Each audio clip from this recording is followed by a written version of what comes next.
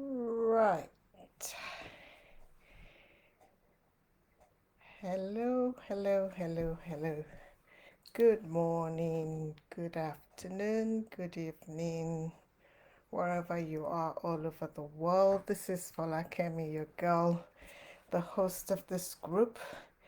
It's our Sunday evening. It's 7 p.m. here in the UK. It's a Sunday evening live. I like to welcome you if you have just joined the group. Thank you so much for being a part of this group. This is a fantastic place to be if you're raising a teenager. And I'm really honored that you have chosen to stay here with us. Well, like I said, my name is Falakemi. If I'll just hold on for a minute to see if anybody would join.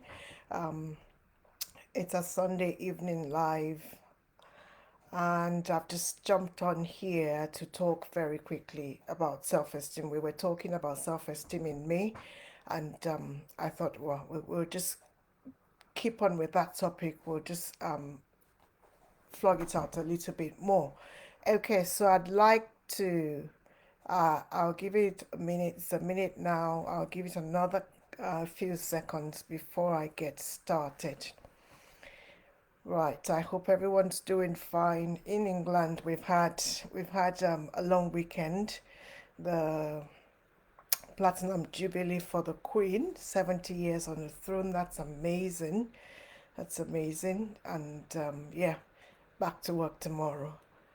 Awesome. So, right, I'm just going to get started. Like I said, I'm here to talk to you about self-esteem and procrastination in your teens. What happens? How do they get there? And all of that. Right. So if you do watch the replay, please just put hashtag replay in the comments. And if you have any questions for me, let me know. I will get started. Right. Self-esteem issues usually begin early in life.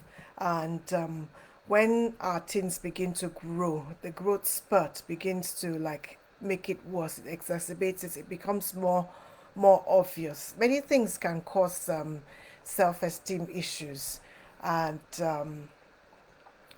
it can be really frustrating for us as parents. It can be really frustrating that what's wrong with this child. Lots of things can cause it. It might be, I mean, it might be a personality issue. It might be the child is quite sensitive and the parent is quite hard on them. It might be that you know they're they're they have high standards for themselves. They might be lonely. They might be, you know, just insecure in themselves. So, if parents are distant emotionally, if the parent is abusive, or if the parent himself or herself has low self-esteem, it tends to rub off on the child as well. So lots of things can cause poor self-esteem. Now, talking about teens and self-esteem and procrastination. First of all, procrastination can be defined as the act or habit of delaying or putting off something that requires immediate attention. And you would agree with me that describes a lot of teenagers. And it also describes lots of parents as well, lots of adults. Okay, I can see you almost smiling like, oh yes, that really defines my teen. Like, putting off things that they should have done. And most parents will say to you, they will always say, Mom, can I do it later? Can I just finish this? Can I just finish that? And then the next day you ask them, they've forgotten. They go, I'm sorry, I forgot. And it can be really annoying for parents. You think, oh, hi, someone's joined us. Say hi if you've just joined us. Okay, so it can be really annoying that you've asked this child to do something and they've said, "Oh, I'll do it later," and you were kind enough to say, "Okay, do it later," and then they end up not doing it. But this can result in a lot of things like poor grades. Maybe they have put up what they should do with their schoolwork. and at the end of the day they end up with a really poor grade. And sometimes it's not because the child is not smart. It's just that they've put it off and they didn't have enough time to finish it off. It can cause a strain in your relationship. You say, oh, but you promised me, and you didn't do it. You didn't tidy up. You didn't put the laundry away, or you didn't wash the dishes. And it can be really, it can cause a lot of strain in the household. They are usually, you know it can cause them to be late for school. They miss the opportunities, if they haven't filled the form, if they haven't done the things that they really need to do. Sometimes they don't achieve their targets. Sometimes they miss their appointments. And I'm sure that the list is endless for what happens when our teens procrastinate. And it can be really frustrating. Now the thing is, procrastination sometimes it can be mistaken for laziness. You might look at the child and think, oh, they're just being so lazy. But sometimes, most of the time actually, being lazy has got nothing to do with it. What's going on with this teen? What's going on even with the adults sometimes who procrastinate? The first thing I want you to think about is that person probably has low self esteem and they criticize themselves a lot. So they are aiming for perfection. So therefore, they don't want to fail. So they procrastinate. They put it off. Oh, I'll do it later, just because they don't want to, do jump into it, and now have to worry about completing it. All right. So the other reason why people procrastinate is that they overthink what needs to be done. It's a sign of perfectionism as well. They just think, you just think and think about it, and then they just fail to start. Okay, the fear of failure. So being aware of these things, one can start unpicking the behavior of your teen. What's going on with them? Why are they doing what they're doing? And what can we do, to support them? So let's look at the common signs of procrastination. What are the common signs of procrastination? They find it difficult to cope with change.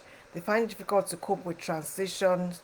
They sometimes appear lost, or they kick against when you've done a sudden change. You've moved something around, they can't find something, or you've changed the time when you need to do something.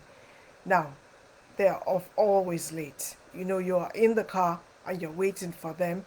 They're trying to find their socks, they're trying to find other things. And then sometimes they find it really hard to prioritize. That's why they say to you, oh, I'll do it later. So they have a long list of tasks to do. Instead of doing what they urgent, they just choose the easy task instead. And that actually, I'll agree with you. It looks like, laziness. Like, why is this child being so lazy? And then they always seem overwhelmed because they have an endless list of things to do, things they have postponed and postponed and postponed. Sometimes they look like they don't really care. Like, you say, oh, but you've got this deadline. They say, oh yeah, I'll sort it. But they're not doing anything about it. And that can be really, frustrating, especially when you think, oh, this child can do so much more. Okay, so they appear unbothered, or they appear unhurried. What's really happening on the inside of them is they're just trying to put it off. Okay, they're behind with their schoolwork. Ooh, you know deadlines, handing in assignments, things like that. Sometimes you're getting phone calls, sometimes you're getting emails, and sometimes they are in a panic themselves as well. The teen is in a panic because they haven't planned ahead. They haven't planned well ahead enough, and then you know they have this deadline and they're in a panic. Mom, please help me. Dad, please help me.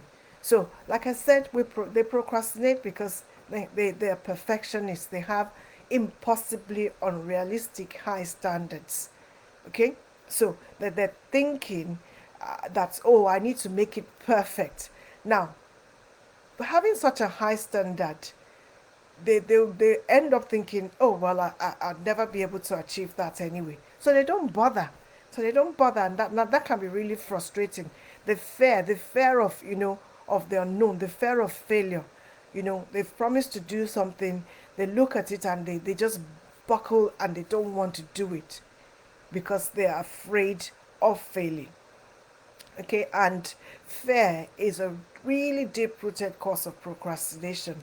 When you think about that, it doesn't appear so. You think that, oh, but they seem so confident, but you'll be amazed that under that veneer of confidence, there's a lot of fear. There's a lot of self-judgment. So they don't want to make a mistake. They don't want to look stupid. So and they think that fear is final. They think that failure rather is final. For them, their ego is so fragile that any failure at all will throw them off. It would just make them really really not happy with themselves. Now, instead of seeing failure as a stepping stone, they see failure as a permanent thing, that this is failure. Oh, I failed, and so there's nothing else I can do about it. And because they're so very invested in the the way they look, in the way they appear to other people, in appearances. And that's the age. There's nothing we can do about that. But they just they fail to achieve these things because they're afraid. They don't want to look stupid. They want to look cool. So, also, apart from failure, success can also create a lot of perceived pressure for them.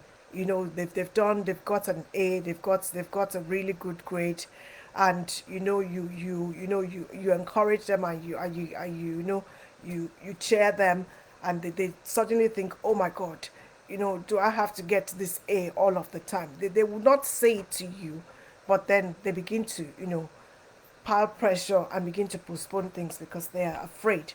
Okay, so that idea of maybe my mommy and daddy would demand more if I once I've done this well, can cause them to procrastinate.